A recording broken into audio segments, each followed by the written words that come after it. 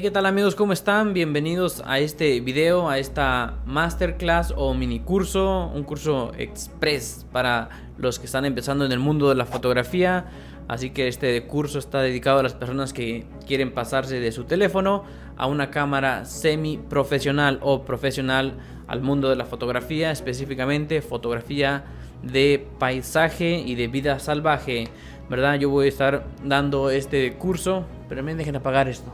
Y voy a estar utilizando mi cámara Sony A7 III, es con la que yo estoy trabajando, ¿verdad? Pero no quiere decir que es la cámara que yo les recomiendo o la marca, simplemente es mi preferencia. Mucho de lo que voy a hablar aquí pues, en cuestiones de qué tipo de cámara, qué tipo de sensor y todo, qué tipo de lentes, es simplemente mi opinión. No quiere decir que ustedes van a hacer exactamente lo mismo que yo, solamente es como un punto de partida para que ustedes de ahí puedan avanzar en el mundo de la fotografía, ¿verdad?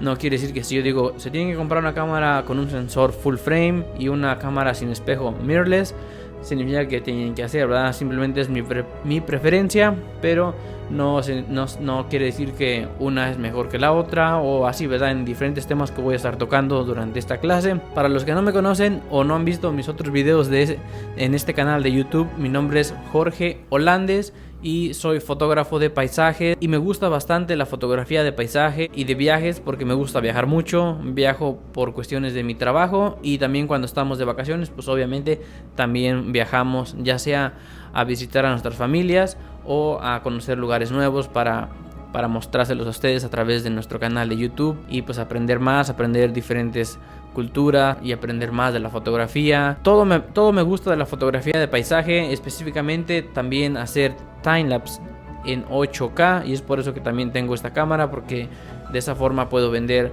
mis timelapse en una calidad muy buena y a un buen precio, ¿verdad?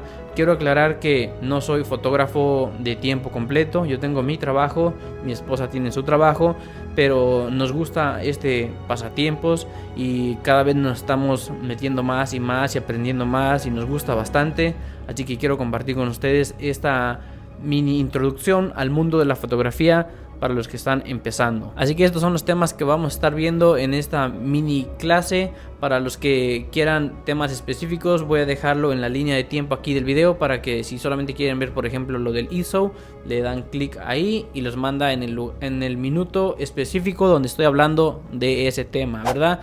Así que lo primero vamos a ver la introducción al curso, que es este, y a la fotografía de paisaje. Después el número 2, qué cámara me compro, tipos de lente, qué sensores, tipos de cámara y todo eso es lo que vamos a ver primero. Qué lentes me compro, introducción al triángulo de la exposición, vamos a estar viendo sobre el ISO y el ruido, la apertura del diafragma y la profundidad de campo, la velocidad del obturador y el desenfoque de movimiento. Después vamos a pasar a los modos semiautomáticos de la cámara Sony A7 III o de cualquier otro tipo de cámaras, como la prioridad a la apertura, prioridad a la velocidad, programa y manual. Modos de disparo, compensación de exposición, medidor de la luz de la cámara. Y vamos a estar viendo específicamente los de la Sony, pero los de otras marcas son muy similares. Solo que en algunas cosas le llaman de diferente forma. Voy a tratar de ponerlo aquí en letras para que si ustedes tienen una Canon o otra marca pues sepan de lo que estamos hablando. Después vamos a ver cómo medir una exposición correcta usando el histogram y las cebras, RAW versus JPG, enfoque automático, los modos y las áreas de la Sony, cómo enfocar manualmente, balance de blancos, 7 tips para la composición de tu fotografía, luz natural en la fotografía de paisaje, filtros para fotografía de paisaje, almacenamiento y memorias SD, todo lo que necesites saber de tarjetas SD. Vamos a tratar de cubrirlo en esta mini clase. Limpieza de tu cámara y del sensor, trípode y otros accesorios para tu cámara, edición en Lightroom y por último tips finales y recomendaciones.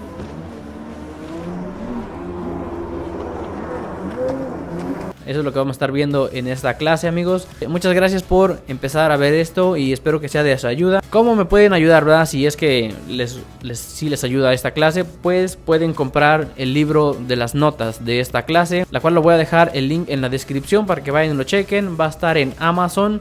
Es un ebook y cuesta $1.99. No, $2.99. O sea, es algo muy económico para que todos puedan apoyarme. Así que vamos a empezar. Primero quiero aclarar algo, que la fotografía de paisaje, si es que eres absolutamente nuevo en la fotografía y quieres iniciar en fotografía de paisaje para ganar dinero o para cambiar de tu trabajo a ser fotógrafo de paisaje, es lo más difícil, es la rama más difícil de la fotografía, porque no vas a ganar dinero enseguida. O sea, por ejemplo, si decides ser fotógrafo de bodas, de eventos y todos esos eventos, hay más posibilidad de que empieces a ganar dinero con tu cámara lo más pronto posible. Porque quizás en los primeros meses puedes tomar fotografía a unos amigos, a sección de fotos a personas que conoces, fotografiar un evento, por ejemplo una boda, o ser el segundo fotógrafo en una boda o en cualquier otro evento, y puedes ganar dinero en tu primer mes. Pero fotografía de paisaje va a ser lo más difícil. Puede ganar dinero con fotografía de paisaje, pero no es como recomendable que empieces con esa mentalidad de que voy a ser fotógrafo de paisajes para que me paguen los viajes, para ganar mucho dinero y andarme divirtiendo. Sí, todos queremos eso. La mayoría de los fotógrafos ganan dinero vendiendo sus fotografías imprimidas. Otros suben su material en stock footage, que es donde puedes subir tus fotos y ahí las compran, pero también se gana muy poco dinero. Yo realmente empecé en la fotografía de paisaje porque viajaba mucho, como lo mencioné anteriormente, por lo de mi trabajo, y pues nos gustaba conocer las áreas alrededor de los lugares donde estábamos visitando, los parques nacionales específicamente aquí en Estados Unidos. Mi primera cámara fue una Canon, la M100, que tiene un sensor de micro 3/4, muy pequeña, nada fancy, nada elegante, pero muy buena, y con esa inicié en el mundo de la fotografía. Así que la fotografía de paisaje es más bien como un pasatiempo. Se puede ganar dinero, pero no específicamente que vayas a vivir de eso cuando vayas empezando en la fotografía de paisaje. Bueno, así que vamos a empezar con el mundo de la fotografía, ¿verdad? No sé si les ha pasado ir a unos lugares muy bonitos, tomar fotografía con tu teléfono, y cuando llegas a tu casa, unas fotos asquerosas, unas fotos muy feas que pues ni siquiera quieres enseñarlas, ni siquiera quieres compartirlas en tus redes sociales, y mucho menos vas a querer ponerla a la venta para fotografía impresa. Entonces eso fue lo que a mí me motivó a aprender fotografía de paisaje, porque yo sabía que iba a seguir viajando y que iba a seguir teniendo los mismos malos resultados, y es por eso que nos sumergimos en este mundo de la fotografía, que es muy bonito, y ahora vamos a diferentes lugares, tomamos fotografías, nos la pasamos bien y nos gustan nuestros resultados cuando regresamos a casa, cuando editamos las fotos, y pues es un pasatiempo muy bonito que se puede ganar mucho dinero, pero no al principio. Así que hay que tener en cuenta eso. Más adelante voy a mencionarles algunas páginas, algunos otros recursos para que empiecen como yo estoy empezando, ¿ok? Para que vean lo que estoy haciendo, dónde estoy vendiendo mis fotografías impresas, dónde vendo mis fotografías en bancos de stock, y dónde vendo mis timelapses, porque al principio no queremos comprar una imprimidora y tener que estarlas enviando y todo eso. Así que al final les voy a decir las soluciones para que puedan empezar a vender sus fotografías impresas sin tener que gastar absolutamente nada, solamente pues tomar las fotografías y pasarla bien. Así que empezamos con el primer tema de qué cámara y lentes me compro para fotografía de paisaje, para empezar en este mundo tan maravilloso de la fotografía. Yo les dije al principio que estos son temas de preferencias, ¿ok? Y también de presupuesto. Yo me compré la Sony A7R3, es una cámara mirrorless, y o sea que sin espejo. Ahorita vamos a ver las diferencias contra las otras que son DSLR, que son reflex, que sí tienen ese espejo. Ahorita vamos a ver la diferencia entre esas dos tipos de cámara. Y también es una cámara de sensor completo, full frame. que pues otro sensor muy utilizado es el APS-C, que es un sensor un poquito más pequeño que el full frame, pero no necesariamente quiere decir que un tipo de sensor es mejor que el otro, solamente son diferentes y es cuestión de preferencias, aunque yo les recomiendo que para fotografía de paisaje compren una full frame porque tiene más posibilidades, mejores colores, mejor rango dinámico y es un poco mejor en la oscuridad, en zonas oscuras, aunque no mucho, porque el APS-C es un sensor pequeño, no quiere decir que sea malo, pero la razón principal por la que yo les recomiendo full frame es por el factor de recorte que tienen los sensores APS-C, que si por ejemplo compras un sensor, un lente 20 milímetros, tienes que hacer el recorte, que normalmente no, si compras un 20 milímetros no va a ser un 20 milímetros, en una full frame un 20 milímetros es un 20 milímetros y en las otras pues tienes que hacer el factor de recorte, pero son más económicas y también los lentes son más económicos. El tamaño pues viene siendo lo mismo porque estas cámaras mirrorless son pequeñas de por sí son pequeñísimas, incluso la mayoría le tiene que añadir un L-bracket, una de estas, para poder poner su dedo meñique y que puedan agarrarla bien. O sea que el tamaño del full frame con el APS-C, los sensores pequeños, no hay mucha diferencia. Pero la razón por la que yo les recomiendo esto también es porque las cámaras de full frame tienen más funciones, tienen más ruedas, como por ejemplo esta de la compensación de exposición, tienen más botones personalizados. O sea, es mejor, aunque no, la cámara en sí pues sí es más completa, ¿verdad? Aunque quiero aclarar que obviamente puedes tener los mismos resultados con ambos sensores. Así que aquí les voy a dejar el video donde hablo más específicamente sobre esta cámara, que es la Sony A7R III. La diferencia más grande entre una reflex contra una mirrorless es el tamaño, y es debido al sistema que tienen. La DSLR tiene un espejo por donde viaja la luz al pentaprisma, obviamente pasando primero por la pantalla de enfoque para así llegar al visor. Por otro lado, la mirrorless tiene un sistema que no tiene espejo, es un sistema más reciente. Quiere decir que la luz viaja directamente al sensor y después al visor, que el cual es óptico, porque uno puede poner ahí información como el histogram, el nivel de la cámara, ajustes, tus enfoques y etcétera, porque es una micro pantalla, perdón. Eso quiere decir que las baterías de una mirrorless van a durar un poco menos, pero eso era antes. Ahora Sony ha sacado la batería Z, la cual es una locura, dura bastante. Tengo 2 de esas baterías. Para fotografía de deporte o vida salvaje, la mirrorless es mejor, ya que no tiene ese sistema de espejo que tienen que estar desplazando. Por ende, las ráfagas son más rápidas y es mucho más preciso. En la mirrorless, lo que ves en el visor es lo que el sensor ve, porque la luz entra directamente. Por ende, tu exposición es en tiempo real, al igual que el enfoque, el histogram y toda esa información que sirve para tener una exposición correcta. En la reflex, el sensor no está recibiendo la información, ya que el espejo está de por medio. Y cuando vas iniciando en la fotografía, puede que tus fotografías estén mal expuestas y pues no te gusten los resultados. Así que es por eso que yo les recomiendo una mirrorless, y aparte pues es para donde el futuro nos va guiando. Pero también cabe mencionar que con ambos sistemas puedes tener los mismos resultados, porque ya que sabiendo los fundamentos de la fotografía, que es lo que vamos a aprender en esta clase, pues puedes tener los mismos resultados con ambos sistemas.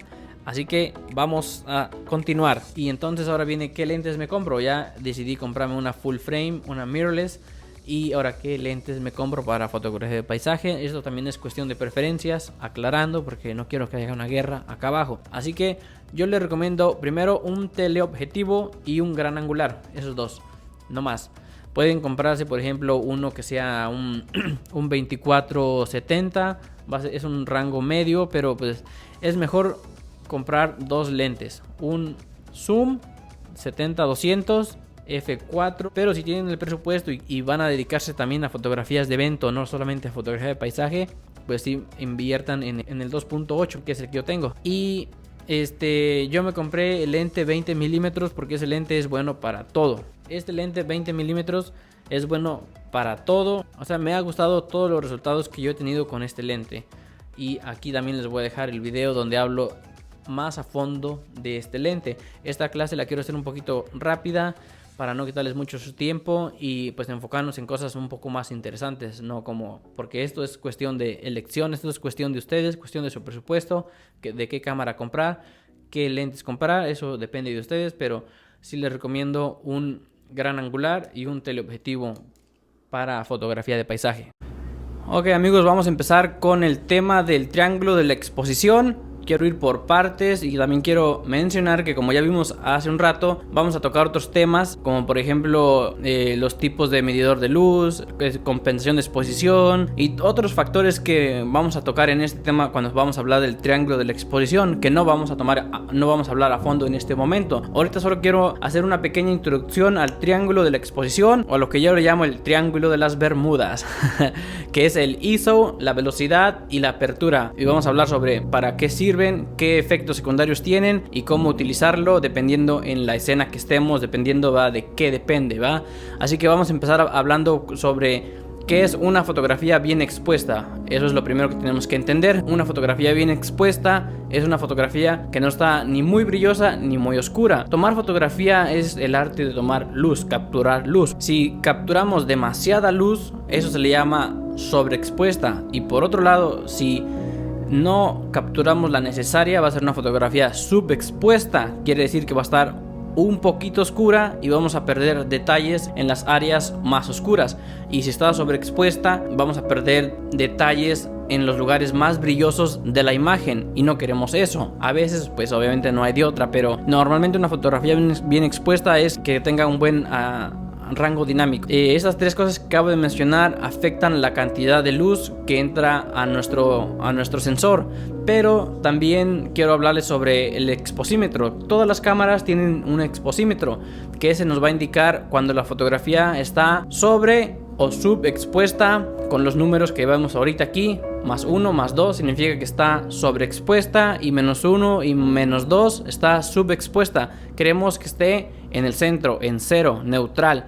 Más adelante vamos a hablar sobre cuándo y no hacerle caso al exposímetro, más adelante, como lo mencioné hace un rato. Pero ahorita digamos que queremos hacerle caso todo el tiempo y queremos que siempre esté en 0. Así que vamos a empezar a hablar con el ISO, que es uno de los 3 elementos del triángulo de las Bermudas de la exposición. Así le digo yo, no se pongan bravos, ¿verdad?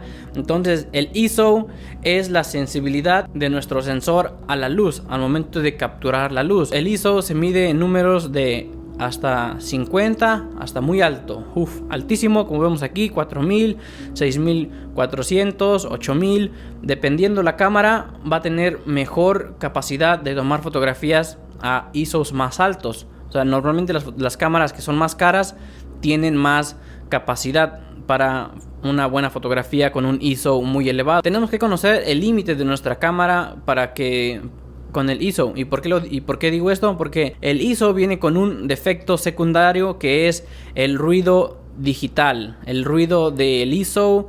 Así que es como granitos, ruido, así. O sea, si comparamos una fotografía tomada con un ISO de 100 comparada con una fotografía tomada con un ISO de lo máximo que tenga nuestra cámara, vamos a tener una diferencia de calidad por esos granitos que se van a ver en la imagen. Aquí la regla general con el ISO es que siempre mantenerlo lo más bajo posible. Lo vamos a subir porque las cámaras hoy en día, como esta Sony, tienen un buen sensor y podemos subir nuestro ISO, pero esa es nuestra última línea de defensa si es que necesitamos que entre más luz para nuestra fotografía, para que esté bien expuesta y no esté subexpuesta. ¿De qué depende el ISO? Depende de la escena. Si en nuestra escena que vamos a fotografiar hay mucha luz, entonces pues vamos a seguir con esta regla general de tener el ISO lo más mínimo posible. Pero si andamos viajando y andamos en un pueblo caminando y queremos tomar una fotografía y está muy oscuro y ya no podemos hacer otra cosa más que subir el ISO, pues lo vamos a hacer, no hay ningún problema. Las cámaras, como por ejemplo esta Sony A7R3, tiene un ISO, tiene un sensor muy bueno, muy bueno para la fotografía de nocturna. Por ejemplo, puedo tomar fotografías en un ISO de 6400 sin ningún problema. Voy a estar perfectamente bien y no va a tener ese muchos ruidos, porque ha avanzado la tecnología mucho, entonces estos sensores son muy buenos. Pasamos con el otro ajuste, que es la velocidad. ¿Qué es la velocidad del obturador? El obturador es lo que está enfrente del sensor, que se abre y se cierra y permite entrar luz. Si la velocidad es muy rápida, como una milésima de segundo, pum pum, no va a dejar entrar mucha luz, entonces vamos a tener una fotografía subexpuesta. Por otro lado, si dejamos el obturador abierto 30 segundos, por ejemplo, vamos a tener mucha luz y por ende también se va a grabar el movimiento. Así que el efecto secundario, se podría decir, de la velocidad es el desenfoque de movimiento. Así que, ¿de qué depende nuestra velocidad? O sea, ¿cómo voy a saber yo a qué velocidad voy a poner cuando voy a tomar una fotografía? Pues depende. Si queremos frizar, si queremos detener el movimiento, que quede así la fotografía, pues vamos a ocupar una velocidad muy rápida para que no se vea ese movimiento. Por otro lado, si queremos que se vea un poquito el movimiento o ese desenfoque de movimiento, vamos a ocupar velocidades un poco más lentas, como medio segundo, 3 segundos, dependiendo qué es lo que vayamos a hacer. Así que cuando vamos a tomar fotografía, la velocidad depende del sujeto que vayamos a fotografiar, si queremos frizarle el movimiento o no. Así que hay dos cosas que tenemos que tener en cuenta sobre la velocidad del obturador. Cuando vamos a tomar un retrato sin un trípode, que tenemos la cámara en mano, necesitamos primero asegurarnos de tener una velocidad lo demasiado rápido que no se capture el movimiento que nosotros vamos a hacer al momento de tomar la foto o de apretar el disparador, ¿verdad? Y para eso hay una regla general. Si yo tengo un lente 20 milímetros, pues normalmente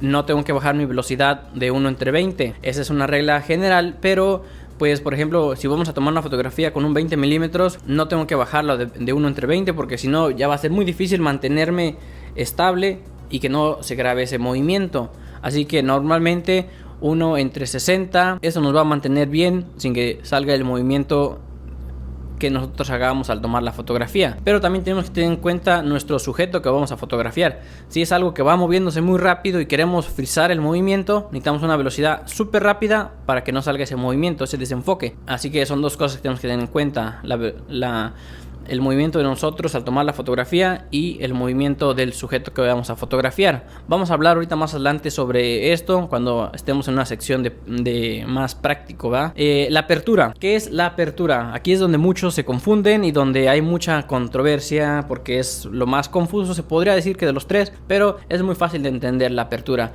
La apertura es algo que podemos ver en el lente, es un efecto de lente que tenemos. En la apertura se mide en números de F, o sea que cada número te va a dar más luz o menos luz, dependiendo, ¿verdad? Antes de seguir hablando sobre la apertura, quiero introducirles la profundidad de campo, ¿verdad? Porque la apertura, su defecto que tiene, como los otros, que es el ruido y el desenfoque de movimiento, esta es la profundidad de campo. Tiene que ver mucho con la profundidad de campo, aunque quiero aclarar que la profundidad de campo es afectada por otras dos cosas, pero ahorita me quiero enfocar solamente en la profundidad de campo afectada por la apertura, porque es lo que estamos viendo. La profundidad de campo es el espacio que va a estar enfocado en nuestra fotografía, donde vamos a tener nitidez y todo eso. El número de F, por ejemplo, es F1.8 hasta F22. Lo que tenemos que tener en cuenta cuando vamos a tomar una fotografía es que preguntarnos: ¿quiero mucha profundidad de campo? Entonces voy a tener un número alto. Si quiero poca profundidad de campo, quiero un número pequeño. Así que ahí no hay nada al revés. O sea que cuando yo voy a tomar una fotografía de un paisaje, quiero mucha profundidad de campo porque quiero que todo esté bien enfocado y que se vea todo. Entonces, ¿qué número de F voy a usar? Un F alto, porque a mayor el número, mayor profundidad de campo. A menor el número, menor profundidad de campo. Menor profundidad de campo es bueno para retratos porque nuestro sujeto va a salir enfocado y todo lo demás va a salir borroso. Eso que se le llama bokeh, que todo está borroso menos nuestro sujeto a fotografiar. Así que la apertura depende de nuestro sujeto. Si quiero que haga mucha profundidad de campo, un número muy alto. Si quiero que haga poca profundidad de campo, un número pequeño. Así que vamos a ver esta ilustración de cómo afecta la apertura, la profundidad de campo, para tenerlo más claro, ¿ok? En el ejemplo de arriba vemos una apertura que está muy abierta, ¿verdad? Como sabemos, la luz viaja en línea recta y en el espacio que está nuestro sujeto es nuestro enfoque, y las dos líneas que están ahí laterales es el espacio de la profundidad de campo, y la profundidad de campo es donde las líneas, o sea la luz, está más cerca de ambas líneas, están más juntas. Por eso vemos que cuando tenemos una apertura muy pequeña, la profundidad de campo es pequeña, porque las líneas se separan lo más rápido posible.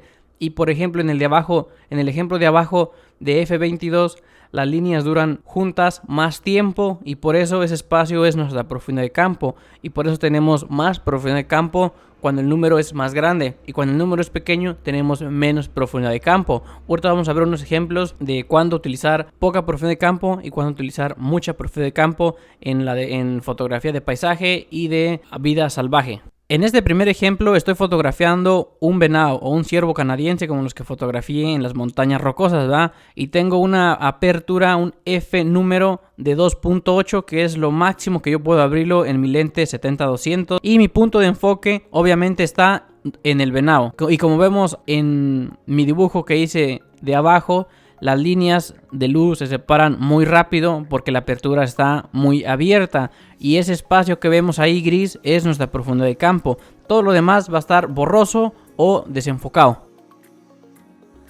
En este otro ejemplo estoy fotografiando un paisaje, entonces quiero mucha profundidad de campo porque quiero que todo esté enfocado, quiero que los pinos que están enfrente estén enfocados, el cerro verde esté enfocado y también las montañas que están en el mero fondo. Necesito una profundidad de campo grande y acordémonos que a mayor el número de F, mayor profundidad de campo, a menor el número de F, menor profundidad de campo, así que un F16, un F11 son perfectos para fotografía de paisaje porque todo va a estar enfocado bien nítido. Pero también acordémonos, ¿verdad?, que la profundidad de campo es afectada por otros dos factores que lo vamos a ver más adelante. Pero también con la apertura tenemos que tener en cuenta que es como nuestro ojo, como nuestro iris. Cuando hay mucha luz, nuestro iris se cierra, y cuando hay poca luz, nuestro iris se abre. Y se abre para que entre mucha luz, y cuando se cierra es para que entre poca luz, porque estamos en una escena, por ejemplo, muy brillosa y no queremos lastimar nuestros lindos ojos azules. Abrimos nuestra apertura, entra más luz, pero también la profundidad de campo disminuye porque el número de F es poco. Así también, como vamos viendo aquí, según vayamos cerrando nuestra apertura, el espacio en el que va a entrar la luz es menos cada vez, y es por eso que cuando vamos a fotografiar con una diafragma muy cerrado, tenemos que elevar nuestro ISO o bajar la velocidad para compensar esa pérdida de luz que estamos haciendo al cerrar nuestra apertura. Y también viceversa, si vamos a abrir la apertura tenemos que bajar el ISO y también subir la velocidad para compensar esa entrada de luz que vamos a dejar a través del diafragma. Así que para tenerlo bien en claro hay que ver esta ilustración. Miren, por ejemplo, cuando yo estoy fotografiando algo y cierro mi apertura, la imagen se va a volver más oscura y voy a tener más profundidad de campo. Cuando lo abro, se vuelve más brillosa y pierdo la profundidad de campo. Así que todo depende de qué queremos, si queremos mucha o poca profundidad de campo. Muy claro, ¿verdad? Así que hay que continuar. Bueno, ya que tengamos bien entendido estas tres cosas, vamos a ver unas fotografías para adivinar más o menos qué ajustes se utilizaron para tomar las fotografías, porque hay mucho más, no solamente es esto. Si vemos esta fotografía, ¿qué ajustes piensan que utilicé? Vamos a darles un poquito de tiempo para ver, a ver si le adivinan. Bueno, como sabemos es una fotografía que tiene que tener una velocidad del obturador muy rápido, muy rápido, para poder frizar el movimiento de ese pajarito tan pequeño, y por ende necesitamos subir nuestro ISO. ¿Por qué? Porque una velocidad muy rápida no va a dejar entrar mucha luz al sensor, porque es algo súper rápido.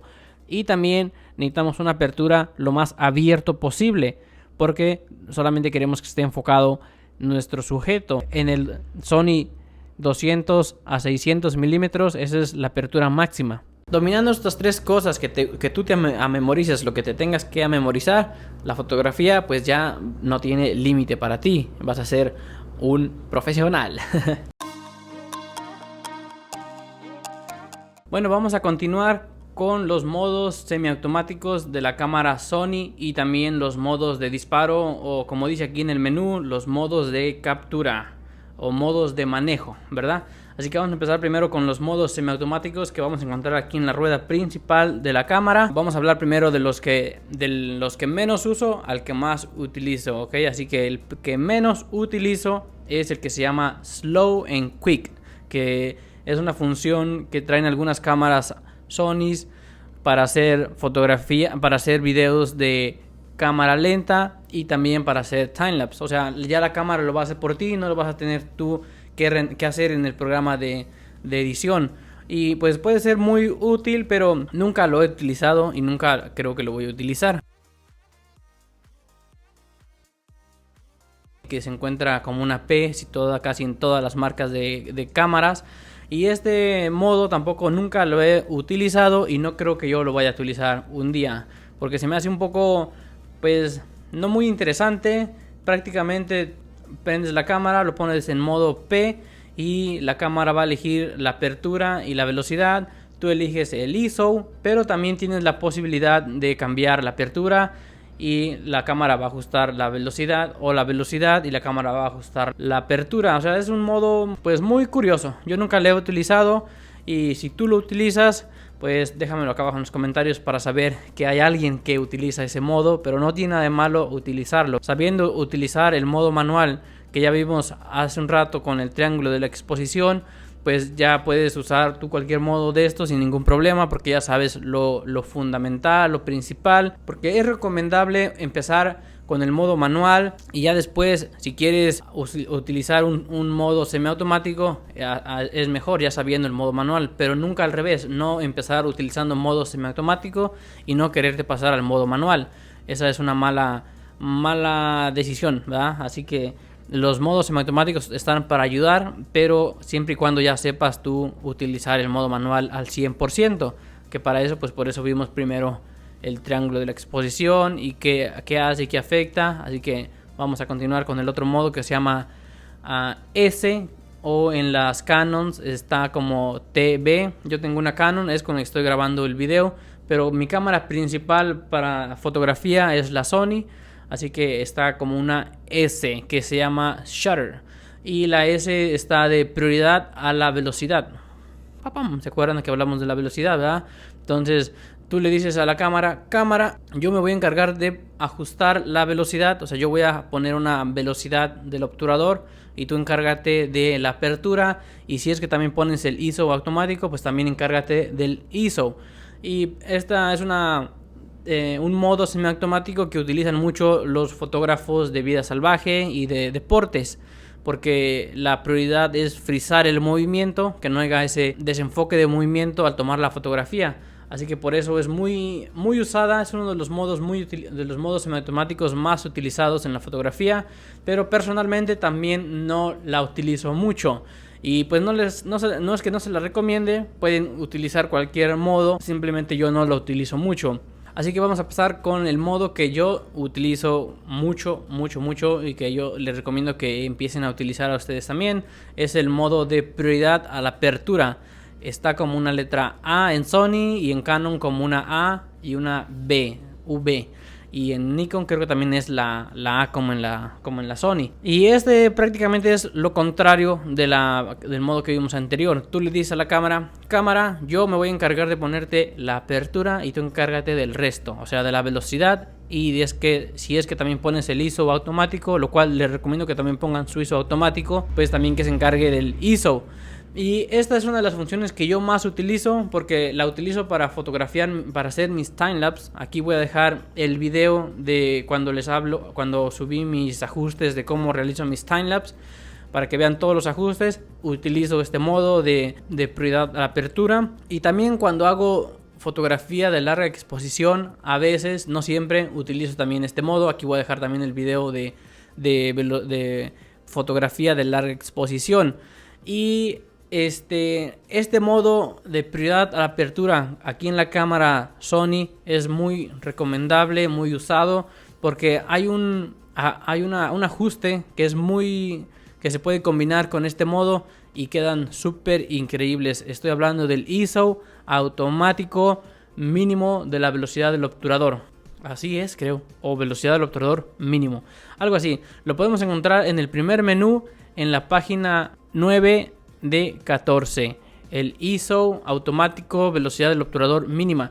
Eso quiere decir que tú le vas a decir a la cámara: tienes rienda suelta para poner la velocidad que quieras, pero no pases de esto. Por ejemplo, de 250. O sea que la cámara no va a bajar de la velocidad de 250 y por ende puedes tomar fotografía de retrato y vas a estar seguro de que no va a salir el movimiento de la cámara que tú vas a hacer al tomar una fotografía cuando estás agarrando la cámara sin el tripié. Y también para hacer fotografía de paisaje, pues solamente pones la apertura, un número de f de 8 a 10, 16 y ya la cámara va a poner la velocidad del obturador y tú no tienes que preocupar de eso. Entonces este modo de prioridad a la apertura es el que más utilizo y el que yo les recomiendo que utilicen. Es un modo muy increíble combinado con el ISO automático velocidad mínima, y también se puede utilizar para fotografía de movimiento, como por ejemplo pájaros en movimiento, en vuelo. Más adelante, cuando acabemos de ver este curso, voy a hacer un video sobre eso, explicándoles los ajustes que utilizo y cómo lo pueden lograr con el modo de prioridad a la apertura. Es un modo muy utilizado por muchos fotógrafos profesionales. Lo utilizan todo el tiempo para retrato, para paisaje, para fotografía de larga exposición. Yo personalmente para hacer time lapses, y con esa combinación que les digo del ISO auto velocidad del obturador mínima es increíble. Más adelante vamos a estar viendo más temas sobre estos para que se suscriban al canal si son temas que les interesa. Así que vamos a pasar ahora con los modos de captura o modos de manejo, como tiene aquí la cámara, modo de manejo. El primer modo es una que se llama captura única. Quiere decir que nada más vas a tomar una fotografía. Entonces este primer modo quiere decir que solamente es una fotografía y ya, no vas a tomar más, ¿verdad? Así que ahora vamos a continuar con las demás. Y el siguiente modo es el modo de captura continua o el de ráfaga. Se utiliza para fotografía de movimiento, un pájaro volando o un carro que tú quieres frizar el movimiento y quieres tener varias fotografías para después elegir la que más te guste. Y tiene varias opciones. Si le damos aquí a la ruedita, tenemos que dice high, que va a tomar más fotogramas por segundo, medium y low. Siempre es bueno tenerlo en high, en la H y la I, porque vas a tener más fotogramas por segundo. Y esa es el modo de ráfaga. Se le podría decir que es así, ¿verdad? Tenemos que tener en cuenta que en esta cámara Sony no es bueno hacer ráfagas en un número F mayor de 8, F8 mayor, o sea un F9, un F10 no es recomendable por las funciones del enfoque que vamos a ver más adelante en este curso.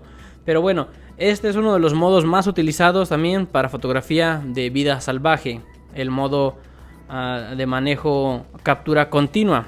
Y después abajito está el autodisparador, que es para normalmente cuando vas a hacer fotografías de larga exposición, poner un autodisparador de 2 segundos, de 10 segundos, dependiendo, 5 segundos. Y también es bueno para hacer fotografía de retrato, un selfie a ti mismo.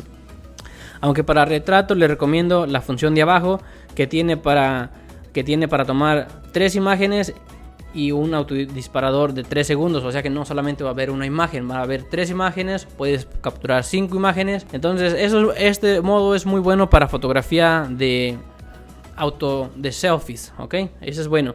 Después pasamos al modo de bracketing, variación de exposición. Y estas 3 funciones, son 4.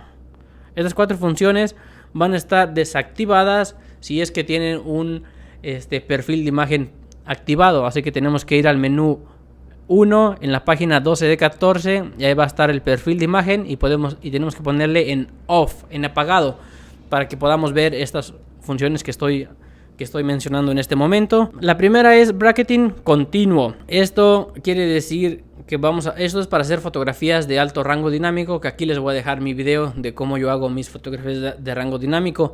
Pero si las quieren hacer en la cámara, que la cámara tome las fotografías cambiando la cámara los pasos de luz, Entonces aquí vamos a ver esto. Por ejemplo, la primera, que es continuo, dice que podemos tomar 9 imágenes, 3 imágenes, y el número que está al principio es los pasos de luz. Por ejemplo, aquí tengo que la variación entre cada imagen va a ser un paso de luz.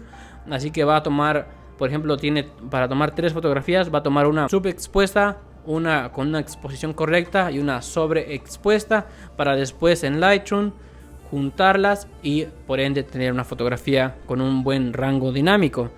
Esto es bueno para fotografía de interior cuando hay ventanas que están muy, como esta que está acá atrás, que está muy brillosa. Entonces este tipo de fotografías son buenas. Continuo quiere decir que le vas a apretar el botón y la cámara va a hacer la fotografía como un tipo ráfaga, ¿verdad? Entonces esto es bueno tener un temporizador también. Por ejemplo, vamos a ir al ajuste de variaciones. En el menú 1, en la página 3 de 14, vamos a encontrar este ajuste que se llama ajuste de variaciones. Ahí le vamos a dar clic y ahí vamos a tener el temporizador para ponerle también, que es un autodisparador de 2 segundos, que tú le aprietas el botón y en 2 segundos hace la fotografía.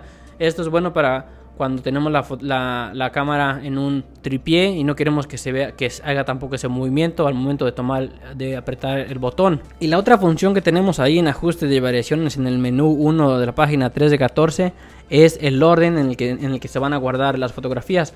Normalmente yo siempre lo tengo en menos, 0, más. Eso quiere decir que en Lightroom, en el programa de edición que utilices, van a aparecer en ese orden: la subexpuesta, la expuesta y la expuesta correctamente y la sobreexpuesta. Y así vas a tener más, así vas a poder conocer si es que tomas varias fotografías en un día de este tipo, vas a saber dónde empiezan y dónde acaban. Así que es bueno tener estos ajustes así como yo los tengo. Y tenemos una opción que se llama, que es lo mismo, modo de manejo, ¿verdad? De variación para bracketing, pero en vez de tener una C de casa, tiene una S de sí, y esto es de single. O sea que cuando vas a tomar las fotografías, tú automáticamente tienes que apretarlo 3 veces. 1, 2, 3. Y con el autodisparador y esta función, pues toma más tiempo. Así que yo siempre les recomiendo que utilicen el modo de continuo con el autodisparador para hacer sus fotografías de bracketing. Las demás opciones que vemos acá, que dice low, es para balance de blancos, y una que es drop. Esta va a ser una fotografía, escuchemos.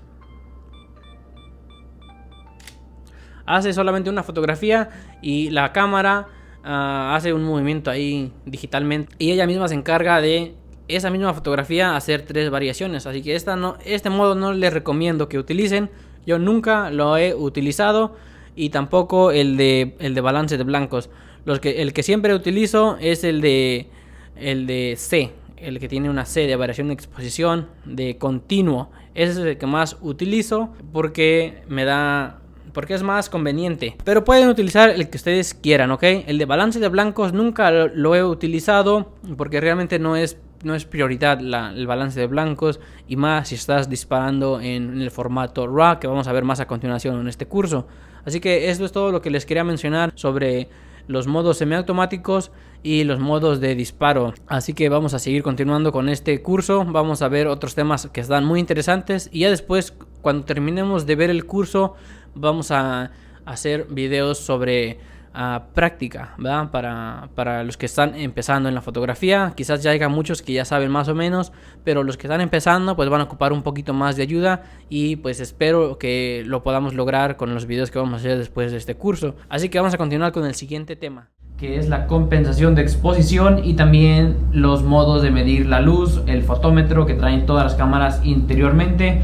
También voy a estar hablando de algunas cosas que vamos a ver más a fondo en los siguientes módulos, tales como el histograma y el formato JPG contra el RAW y las cebras. Todas esas cosas que vamos a estar viendo que tienen que ver para tener una buena exposición y para poder recuperar algunos detalles al editar nuestra fotografía. Así que si son temas que les interesa, pues consideren seguir viendo este curso, estos videos de fotografía de paisaje. Así que vamos a empezar con con qué es el modo de medir la luz de las cámaras. Las cámaras miden la luz que se refleja de nosotros, o sea, no miden la luz que nosotros tenemos, miden la luz que se refleja de nosotros. Entonces esto hace que las cámaras no sepan que estamos fotografiando a tonos muy oscuros o tonos muy altos. Entonces la cámara todo lo quiere poner en tonos promedios, o un 18% gris que refleja la luz, el 18%, un gris. Por ejemplo, si ponemos esta cámara y la apuntamos a un papel blanco y en un modo semiautomático como prioridad a la apertura, la cámara va a tratar de poner ese papel blanco como un tono gris y no absolutamente blanco. Y aquí es donde viene muy a la mano, muy útil saber utilizar la compensación de exposición, que es la ruedita que está en la cámara que se ve como esto. Nada más le damos un número positivo y eso quiere decir que va a dejar entrar más luz por un paso. Y aquí lo básico, o lo que nos tenemos que acordar, es que a la luz darle más luz y a la oscuridad darle más oscuridad. Por ejemplo, si ponemos un papel, una hoja negra, y ponemos la cámara para que nos diga, para que ponga la exposición según ella, no va a quedar el papel absolutamente negro, lo va a querer renderizar a un gris 18%, y eso no queremos. A veces no estamos en tonos promedios, no estamos en escenas con tonos promedios, y es cuando tenemos que utilizar la rueda de compensación de exposición. Pero esta rueda solamente se puede utilizar cuando estamos utilizando modos semiautomáticos. Cuando estamos utilizando el modo manual, nosotros manualmente tenemos que sobreexponer o subexponer la fotografía según vayamos a querer la fotografía. Por ejemplo, si estamos fotografiando algo que tiene muchos tonos blancos, como en la nieve, necesitamos sobreexponer un paso o dos pasos la fotografía para que esos blancos queden blancos puros y no quede ese gris que la cámara está tratando de hacer.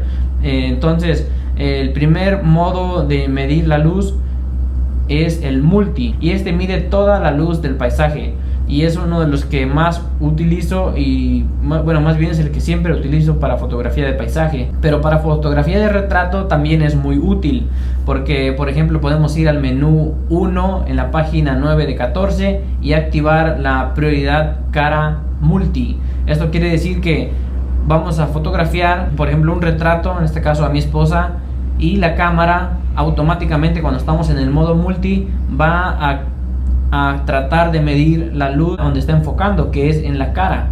Y esto es muy útil cuando hacemos retrato, no tenemos que cambiarle a los demás otros modos que están. Es bueno cuando uno está aprendiendo fotografía, aprender absolutamente todo, aunque no los vayamos a ocupar mucho, pero sí es bueno saber que tenemos diferentes herramientas ahí para cuando las vayamos a utilizar. Así que vamos a ver los demás modos de medir la luz, que pues como les dije anteriormente no los utilizo, porque con la compensación de exposición y el multi, y por ejemplo esta de prioridad cara que tiene la cámara Sony, pues es muy útil y realmente no se ocupa otro. Pero dependiendo qué tipo de fotografía vayas a hacer, entonces puedes utilizar los demás modos. Así que el siguiente modo, aparte del de multi, es el centro.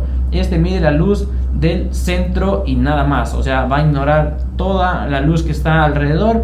Y pues esto es muy útil, por ejemplo, cuando estás fotografiando algo que tu sujeto principal está en medio del encuadre y que la luz de alrededor es muy diferente a la de tu sujeto, y obviamente tú quieres priorizar tu sujeto a fotografiar. Es muy útil y pues la he utilizado algunas cuantas veces, pero no muchas, casi no la he utilizado, pero es muy útil saber que cuando tienes ese tipo de escenas puedes tú utilizar esto.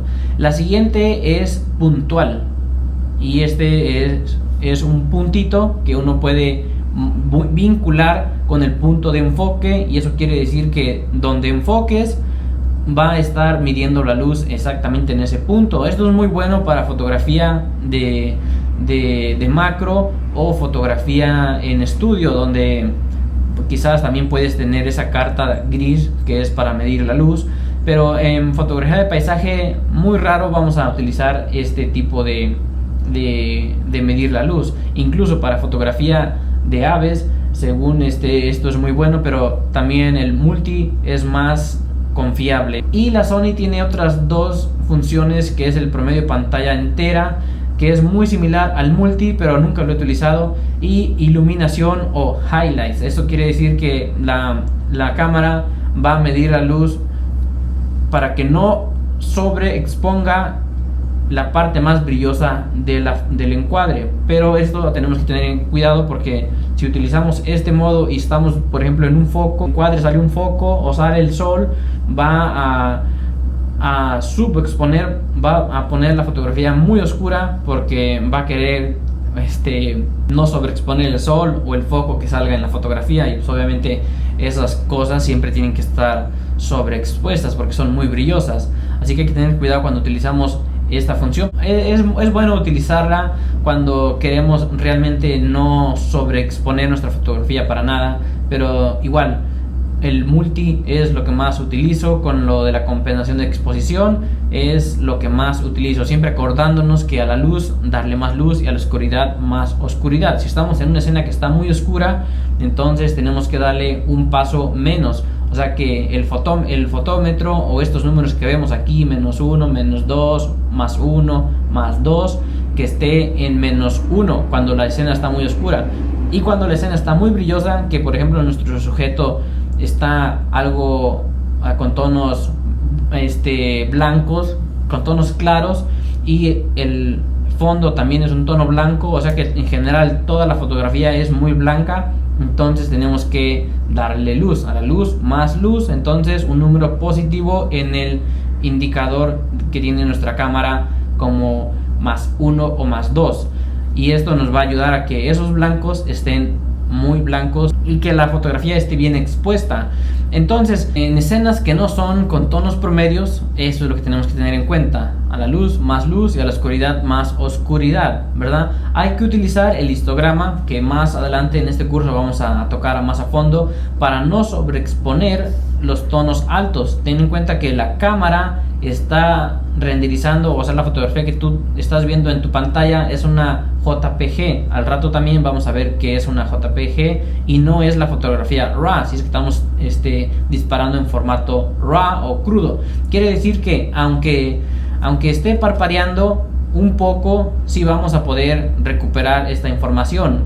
Por ejemplo, le vamos a dar clic en la ruedita hacia arriba cuando ya estemos revisando nuestra fotografía, y si vemos que está como parpadeando, eso quiere decir que esas áreas están sobreexpuestas. Pero ten en cuenta que está viendo una JPG, quiere decir que en la RAW que vamos a editar tenemos un poquito más de chance para que esas cosas que están parpadeando, esas áreas específicas que están parpadeando, pues vamos a poder recuperar la información en la edición, ¿verdad? Obviamente no vayas a querer que esté mucha área parpadeando, porque entonces quiere decir que sí está muy pasada, muy brillosa.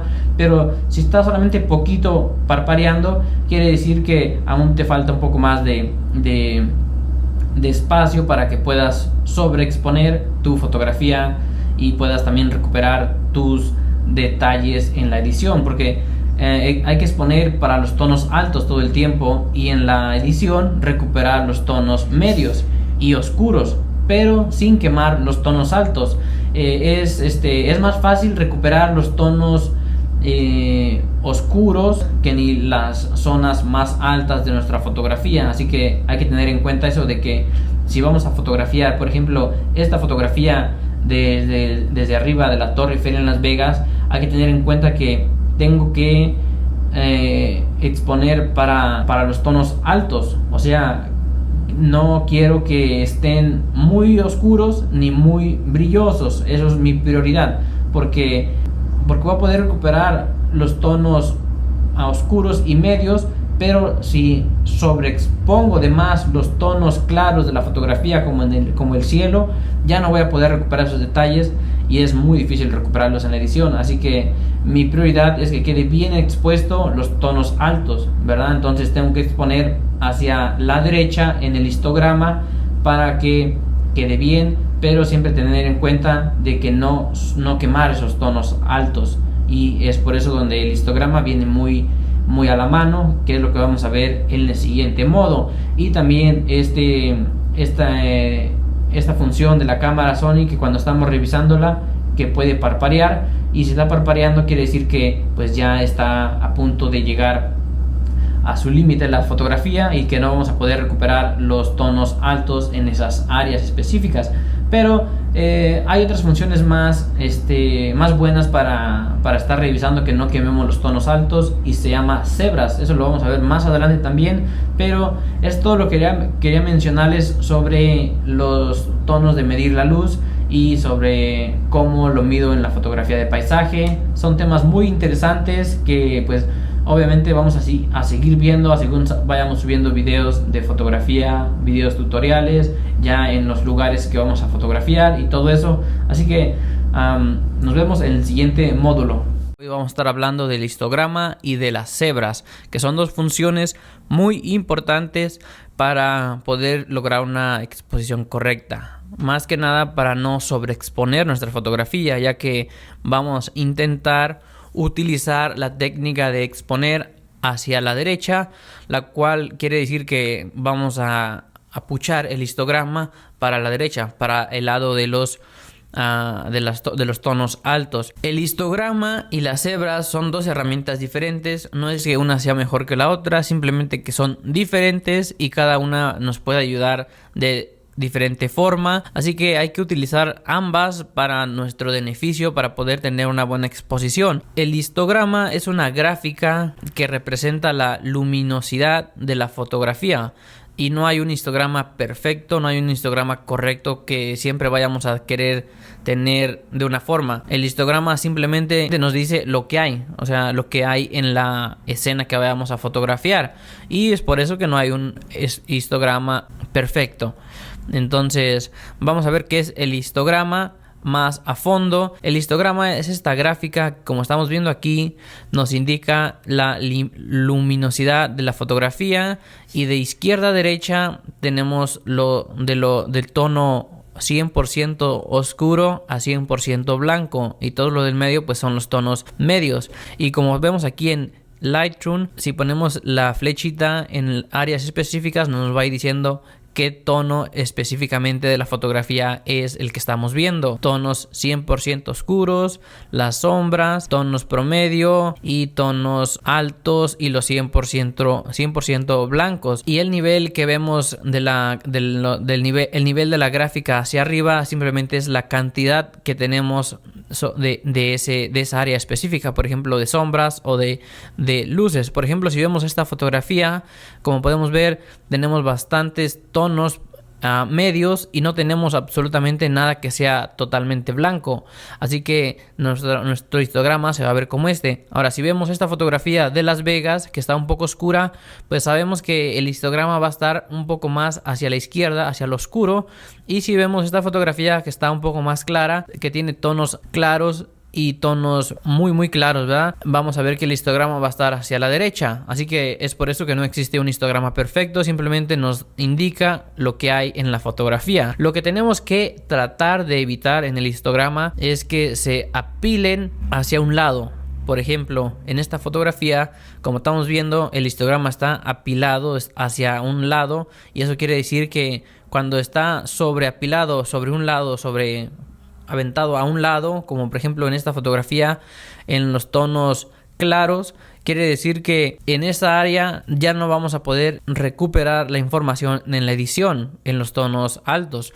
Así que es muy importante no apilar mucho el histograma hacia un lado o hacia el otro. El objetivo del histograma es ayudarnos a no sobreexponer la fotografía o subexponer. Así que también tenemos que tener en cuenta que el histograma que vemos en nuestra cámara, en la pantalla de la cámara, es diferente al histograma que vamos a tener en Lightroom. ¿Por qué? Porque la cámara nos está dando una JPG para que la revisemos, pero no es la fotografía cruda que es la que vamos a editar. O sea, en el histograma de la cámara, en la pantalla, tenemos que tener en cuenta que tenemos un poquito más de espacio, de más posibilidad. Por ejemplo, si queremos exponer hacia la derecha y vemos que en el histograma de la cámara ya está apilándose hacia un lado, hacia el lado derecho, apilándose o como tú le quieras llamar, no es exactamente que ya estamos perdiendo los detalles en los tonos altos.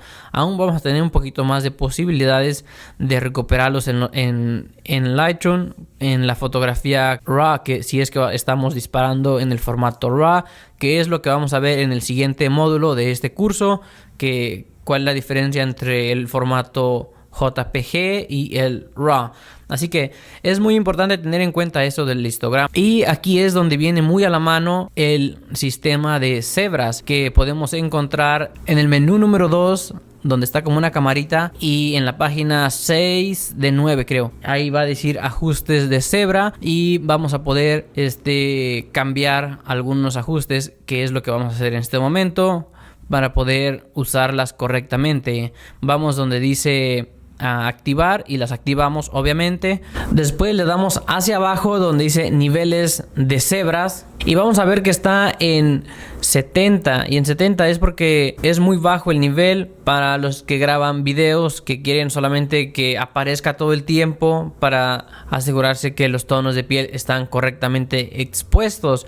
Pero en fotografía queremos que esté en 100 más, así que vamos a darle hacia abajo hasta llegar donde dice C1. En C1 le vamos a cambiar vamos a darle hacia la derecha, hacia la derecha, y vamos a cambiarle de estándar más rango y le vamos a dar hacia abajo, como vemos que tiene una flechita ahí hacia abajo, para que llegue al límite inferior. Y ya en límite inferior otra vez vamos a darle hacia la derecha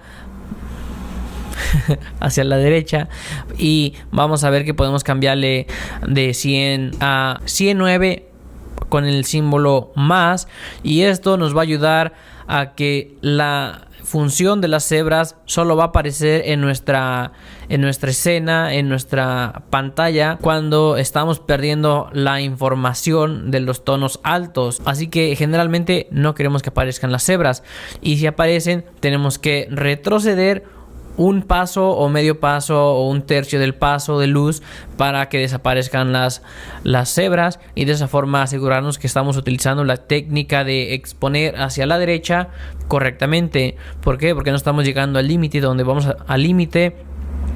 a perder la información de esas áreas específicas en los tonos altos. Así que esta es una de las mejores funciones para asegurarse tener una exposición correcta, exponer hacia la derecha de la manera más adecuada. Ya sabemos que estamos componiendo nuestra escena y vamos a tener que exponer hacia la derecha, o sea, aventar el histograma hacia la derecha, hacia el lado de los tonos claros, pero tenemos la certeza de que no vamos a sobreexponer, porque en cuanto empecemos a sobreexponer van a aparecer las cebras para ponernos un stop, un alto. Así, jeje, regrésale poquito, baja el ISO, aumenta la velocidad, cierra la apertura, haz lo que quieras, pero regresa porque están apareciendo las cebras.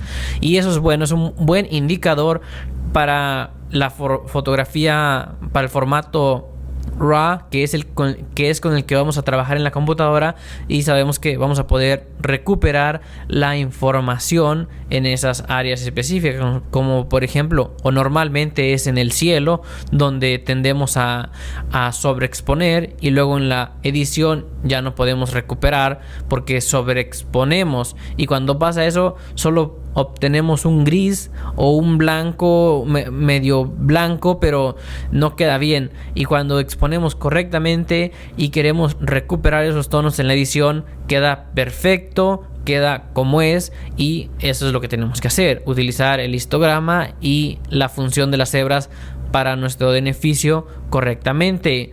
Y cuando vamos a fotografiar a una persona, quizás queremos no queremos sobreexponer hasta que aparezcan las hebras, que cuando están en 109 más, sino que quizás podemos poner las hebras a un nivel un poco más bajo, pero solo en retrato. En paisaje 109 más es lo adecuado, y esto nos va a ayudar para tener buena exposición, para poder tener los ajustes adecuados, el ISO, la apertura y el diafragma, que son el triángulo de la exposición, que lo vimos en el segundo módulo del curso. Por aquí abajo o en la etiqueta les voy a dejar los demás módulos del curso para que los que no los han visto pues lo chequen. Y como dije anteriormente, cuando terminemos de ver esta repasada así un poquito rápida para los que están empezando en la fotografía, vamos a hacer un video de cómo personalizar tu cámara para fotografía de paisaje y etcétera, cómo personalizar los botones para poder tener la función de las hebras a solo un clic, a un dedo, ¿verdad?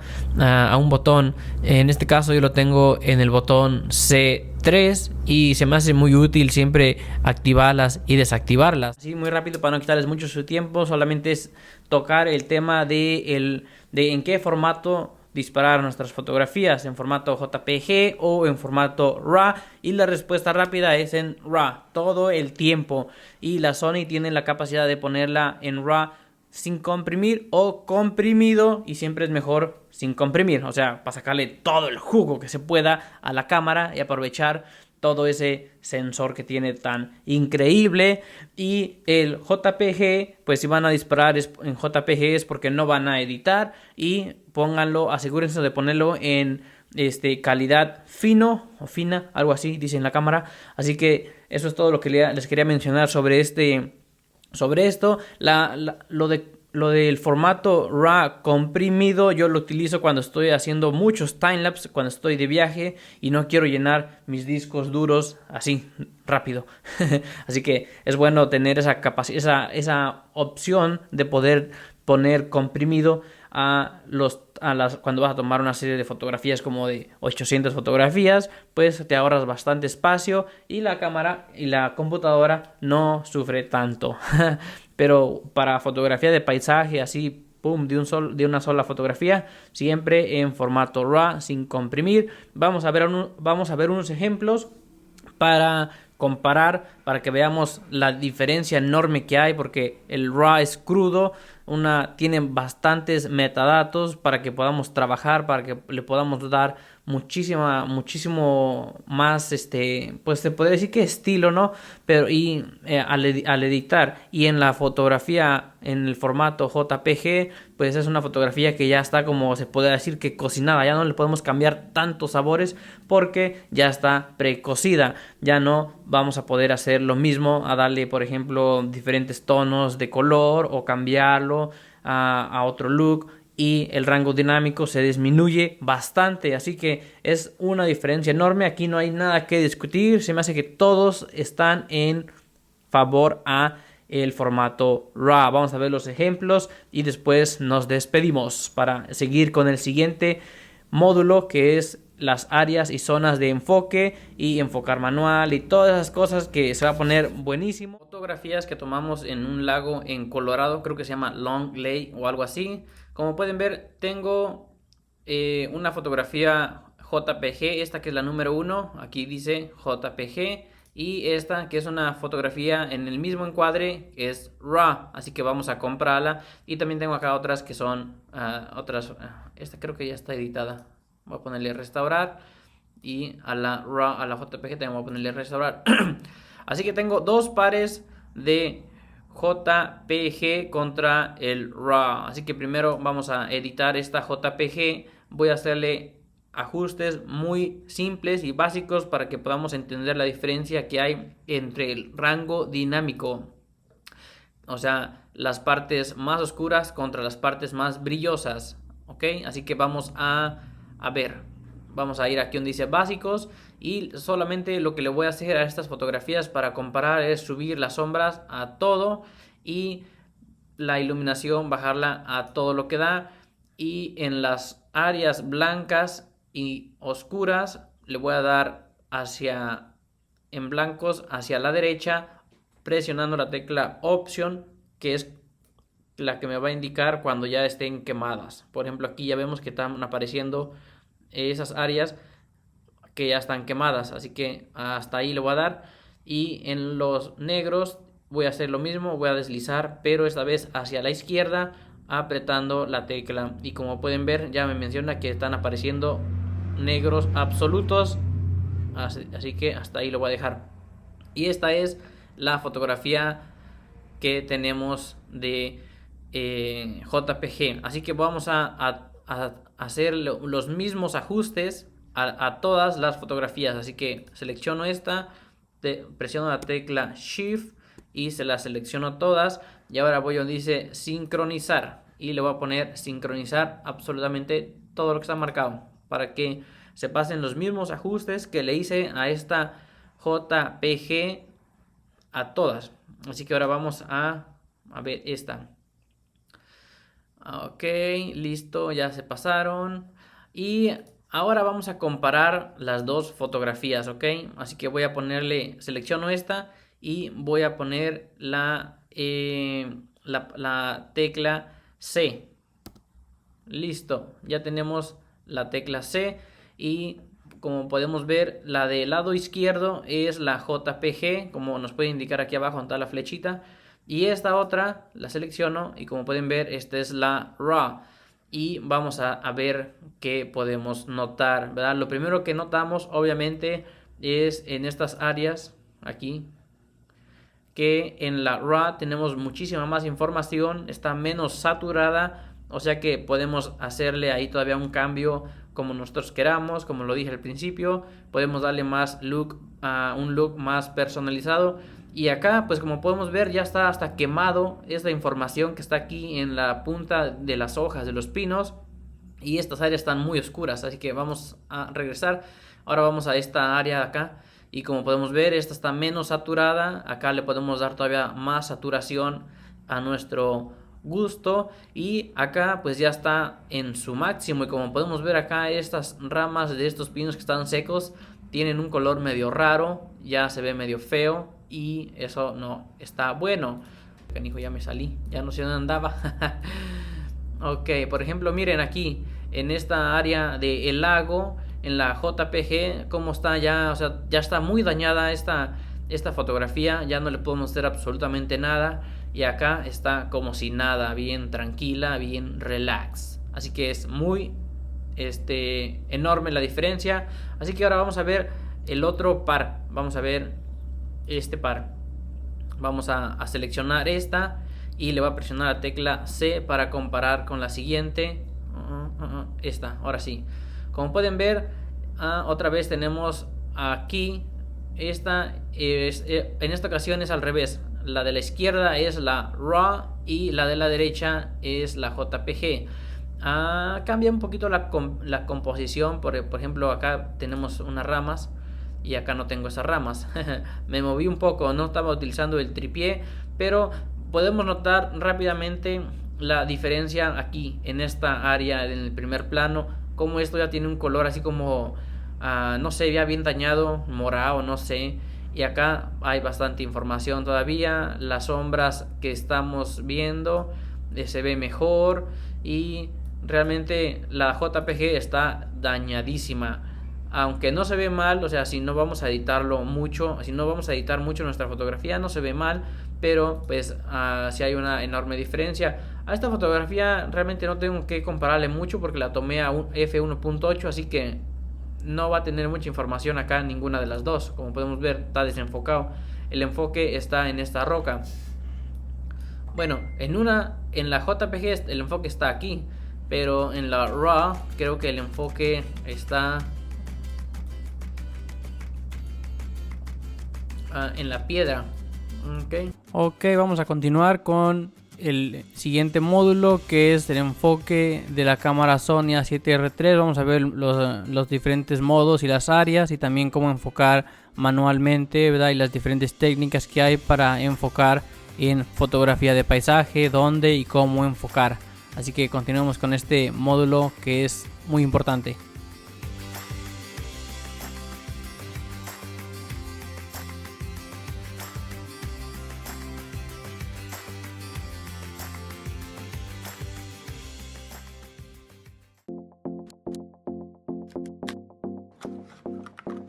¿Qué tal amigos? ¿Cómo están? Bienvenidos a este nuevo módulo de este curso de fotografía de paisaje. En esta ocasión, en este módulo, vamos a estar viendo el enfoque automático y algunas otras cosas que son muy interesantes.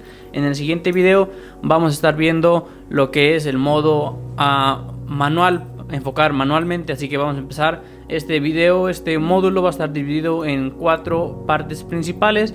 La primera es establecer un buen ambiente, ¿verdad? Para asegurarnos que tenemos una fotografía bien enfocada y que no va a estar borrosa por cuestiones de desenfoque de movimiento. Y el segundo punto va a ser vamos a ver los modos y las áreas que tiene la Sony A7R III o cualquier otra cámara, ¿verdad? Normalmente son casi las mismas, así que vamos a estar viendo cuáles vamos a usar, las combinaciones y otros factores que tenemos que tener en cuenta. Y después, en tercer lugar, vamos a estar viendo nuestro triángulo de la exposición, el triángulo de las Bermudas, el ISO, la apertura y la velocidad del diafragma, y cómo nos pueden afectar en nuestra nitidez, en nuestra fotografía, que tenemos que tener en cuenta, porque puede afectar también que salga borrosa la fotografía y que parezca que está desenfocada.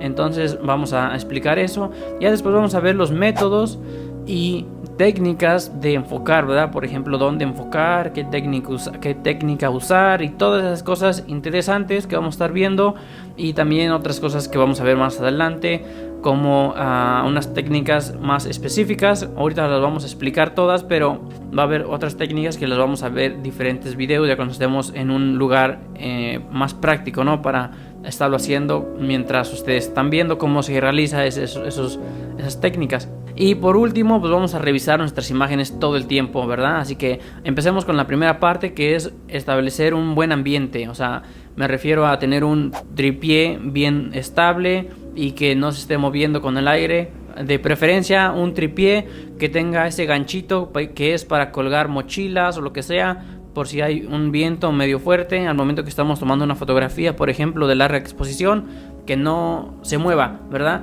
Y también tratar de evitar utilizar la columna del medio del tripié, porque si la levantamos de más, cualquier viento puede hacer que nuestra fotografía salga desenfocada, y obviamente pues no queremos eso, ¿verdad? Así que es muy importante tener un tripié bien y ponerlo bien. Y también hay que utilizar el temporizador, ponerle 2, 5, 10 segundos para que no haya vibración al momento de tomar la fotografía. Esto es normalmente como para fotografía de larga exposición.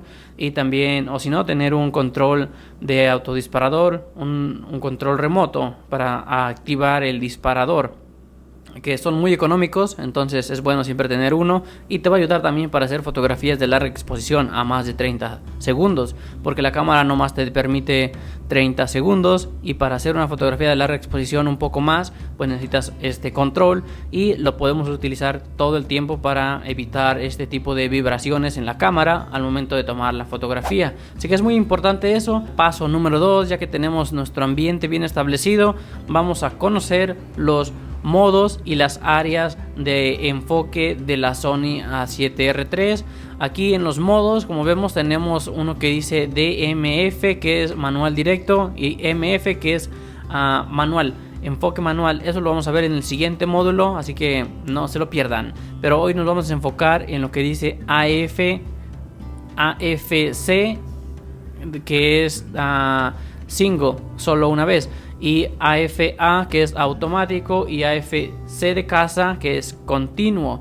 Para fotografía de paisaje, el modo que más se utiliza es el single, el AFC, que solamente enfoca una vez y después no vuelve a enfocar hasta que tú le digas. Entonces esto es lo más utilizado, pero puedes utilizar el que tú quieras, ¿verdad?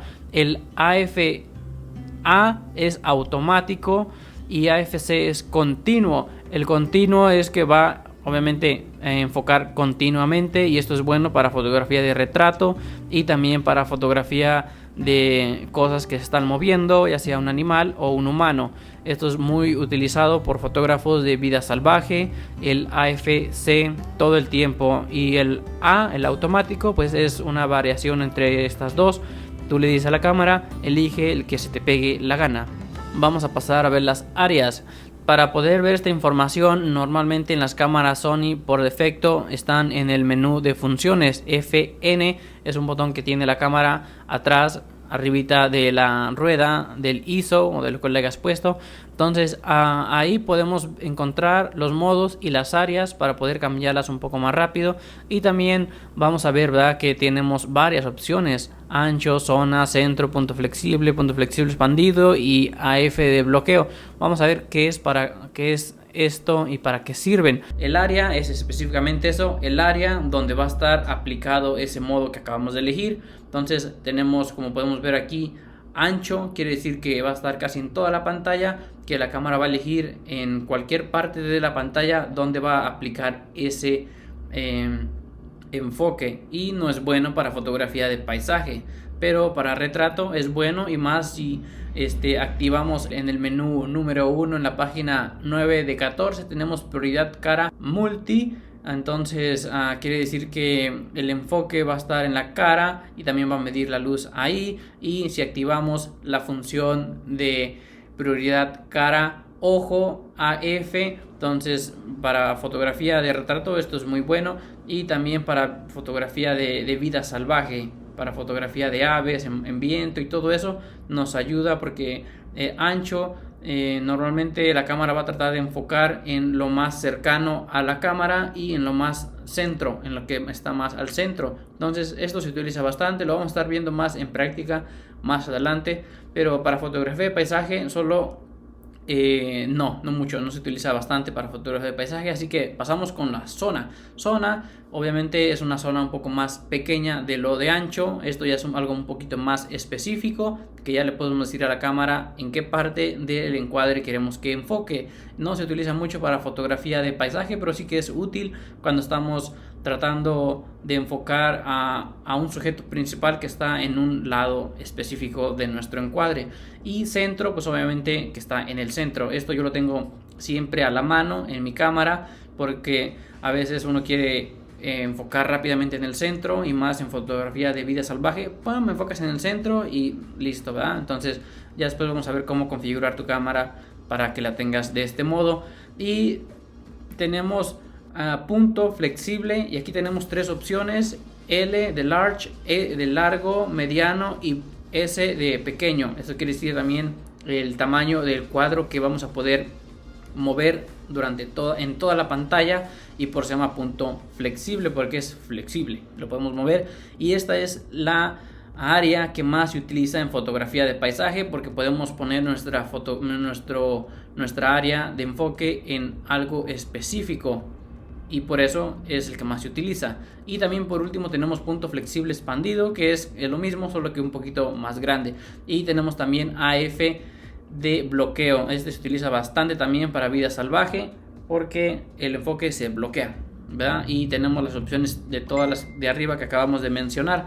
Entonces también es uno de las áreas más utilizadas, pero las vamos a ver más a fondo. Pero ahorita para fotografía de paisaje, punto flexible es el que más se utiliza. Puedes usar punto flexible expandido o lo que tú quieras, pero es el que más se utiliza para fotografía de paisaje, el que más va con las técnicas y modos, con las técnicas y métodos que vamos a ver más adelante. Entonces es importantísimo eso. Así que pasamos con el paso número 3, que es el triángulo de la exposición, en qué nos afecta, ¿verdad? Primero que nada, el ISO. Si tenemos un ISO lo suficientemente alto, va a haber mucho grano en la imagen, mucho ruido digital, y por ende vamos a pensar que tenemos una fotografía no muy nítida, pero la realidad es que es el ruido del ISO. Así que hay que procurar tener el ISO lo más bajo posible. Y también la velocidad del obturador, una velocidad lo suficientemente rápida para no tener desenfoque de movimiento, porque quizás vamos a fotografiar algo cuando vamos haciendo senderismo y queremos fotografiar nuestro paisaje un poco rápido sin tener que sacar el tripié, y hacemos una fotografía con la mano. Asegurar de tener la regla general, que si tenemos un 20 milímetros, una velocidad mínima de 1/20, pero normalmente se tiene que doblar, o sea 1/40, 1/60, para asegurarnos que no haya absolutamente nada de desenfoque de movimiento al tomar la fotografía con la cámara en mano. Entonces esto es muy importante de tener en cuenta. Y también hay que tener en cuenta que cuando estamos fotografiando y utilizando un tripié y tenemos ramas o un árbol, ¿verdad?, muy cerca de nuestro primer encuadre, tenemos que tener una velocidad lo suficientemente larga para evitar el movimiento de las ramas de las hojas por el viento, ¿verdad? Entonces es importante tener en cuenta la velocidad, una velocidad lo suficientemente rápida para poder frizar el movimiento y no tener ese desenfoque de movimiento que es muy desagradable. Entonces también hay que tener en cuenta que la apertura es muy importante. Para fotografía de paisaje siempre se necesita una apertura de un número F alto para tener mucha profundidad de campo. Acordémonos que a mayor el número de F, mayor profundidad de campo. Entonces un F entre F8 y F16 va a ser el trabajo perfecto. No tenemos que irnos a un número F suficientemente grande como un F18 o un F20, 22, porque ya la apertura estaría muy cerrada y eso va a hacer que en vez de darnos mucha nitidez, la fotografía va a salir muy suave. Entonces eso no es bueno. F22 nunca hay que utilizarlo, siempre normalmente F8 a F16, y también hay que tratar de usar el gran angular, ¿verdad? Porque la profundidad de campo es afectada también por un gran angular o un teleobjetivo. Entre más gran angular sea nuestro lente, más profundidad de campo tenemos, pero pues eso no importa porque vamos a utilizar el lente que tengamos, ¿verdad? Pero la apertura es lo más importante que tenemos que tener en cuenta. También la distancia de nuestro sujeto a la cámara también importa para la profundidad de campo, pero tampoco lo tenemos que tener mucho en consideración porque cuando estamos haciendo nuestro encuadre, pues ese es lo más importante, ¿no? Entonces normalmente vamos a estar bien priorizando un número de F entre F8 a F16. Entonces esto es lo del triángulo de la exposición. Cuando estamos disparando fotografía en un tripié, hay que también apagar el estabilizador para que no esté la cámara buscando por movimientos cuando no haya, y eso también puede causar que la fotografía salga un poco borrosa. Entonces el estabilizador apagado, pero cuando de nuevo estamos haciendo senderismo necesitamos tener el estabilizador prendido para tomar nuestras fotos y que nos eche la mano el estabilizador. Para eso es nuestro amigo. Entonces ya que tenemos todo esto en cuenta, ahora sí vamos a pasar con la parte número 4, que es las técnicas y los métodos, ¿verdad? Dónde enfocar, cómo enfocar y todo eso. Y para eso hay bastantes, no las vamos a ver aquí todas en un video, pero vamos a verlo después que terminemos el curso. Vamos a ir a los lugares y a fotografiar, y vamos a hacer más videos tutoriales en el campo, en el field. Así que la primera técnica de enfoque en fotografía de paisaje es que si tienes un sujeto principal, pongas el punto flexible en ese lugar y listo. Esa es la técnica más fácil, más simple y más obvia, ¿no? Si quieres fotografiar a una persona en un paisaje, enfoca onta la persona, o a un animal, enfoca onta el animal, y etcétera, porque es tu prioridad.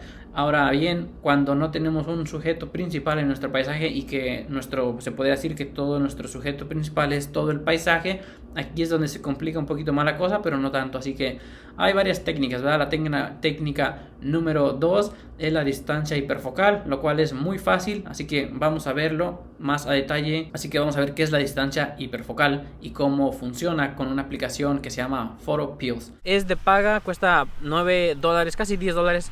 Entonces es la única aplicación que yo les voy a recomendar que compren, porque no solamente nos va a servir para esta ocasión, sino para muchísimas cosas nos va a servir esa aplicación. Por ejemplo, planeación de fotografía, como por ejemplo la posición del sol, la Vía Láctea, la luna. Y para la distancia hiperfocal es la mejor aplicación porque te va a ayudar a encontrar ese número que estamos buscando, o sea, la distancia hiperfocal, pero también te va a ayudar a saber dónde es la distancia hiperfocal, porque de nada sirve aprendernos la fórmula y hacerla y no saber cómo medir o no saber exactamente dónde va a ser, al menos que todo el tiempo vayas a andar llevando un metro, una cinta de medir contigo. Pero con esta aplicación ya tienes aquí todo. La distancia hiperfocal es un punto específico que vamos a poner ahí nuestro punto flexible en nuestra área de enfoque. No vamos a notar desenfoque en el primer plano ni tampoco en el fondo. Así que esta es una de las mejores técnicas.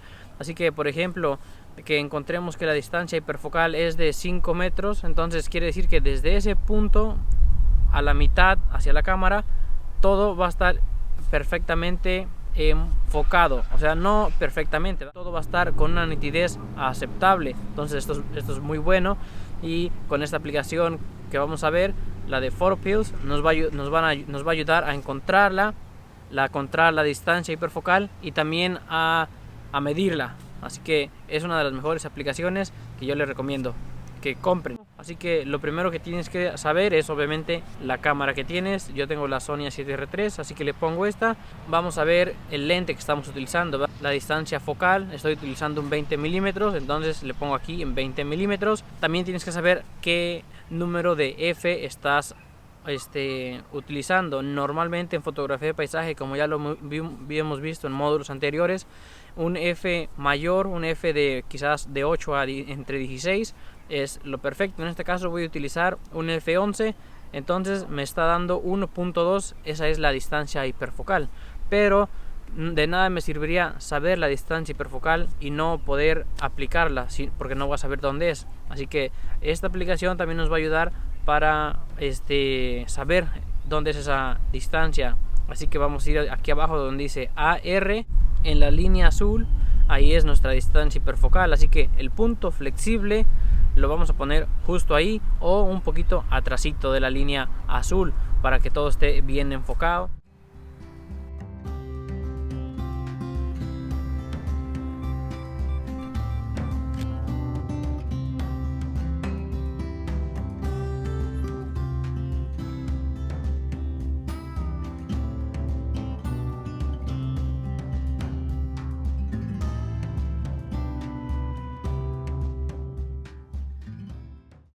Ver, es un proceso muy fácil y es una técnica muy eficiente para poder tener un enfoque correcto en fotografía de paisaje.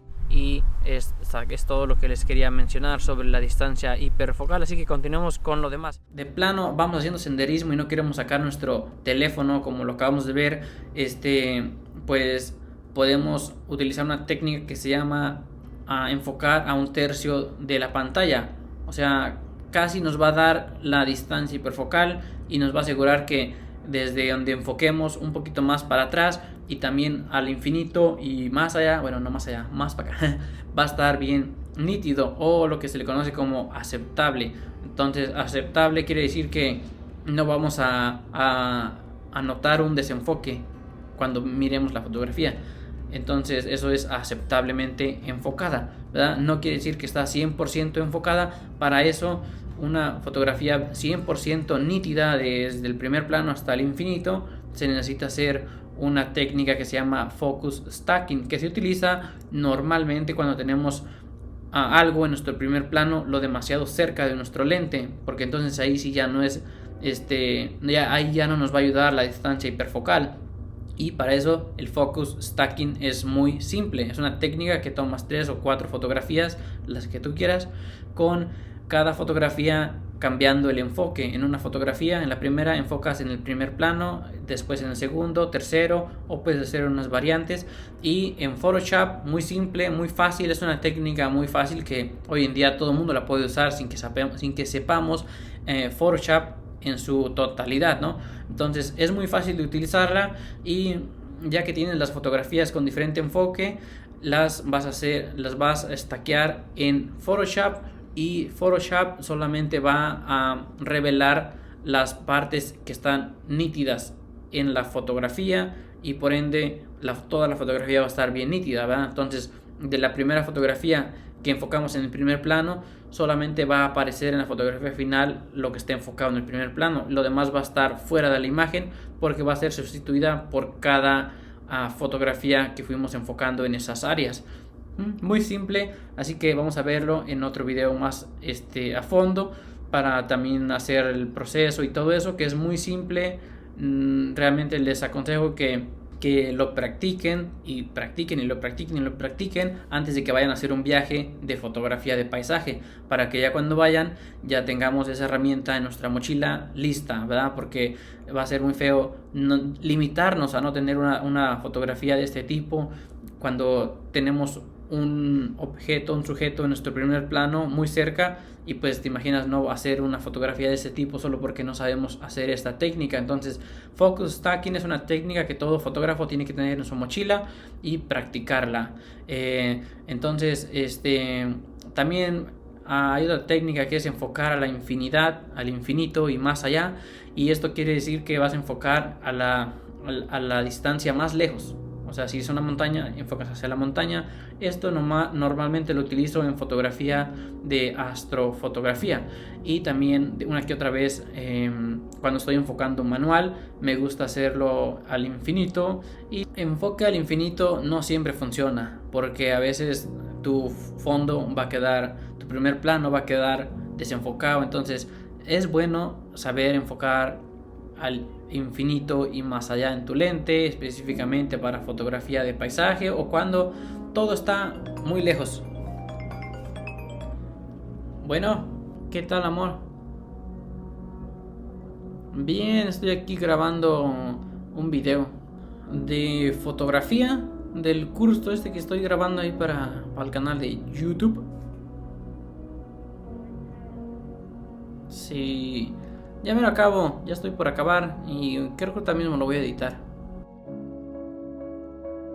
Bueno, entonces esas son algunas de las técnicas para enfocar en fotografía de paisaje. Espero les haya quedado claro algunas cosas. Más a continuación vamos a ver otras cosas que son muy importantes, y también vamos a ver videos sobre focus stacking un poquito más específico y cómo hacerlo y todo lo que tenemos que tener en cuenta al momento de hacer este tipo de enfoque.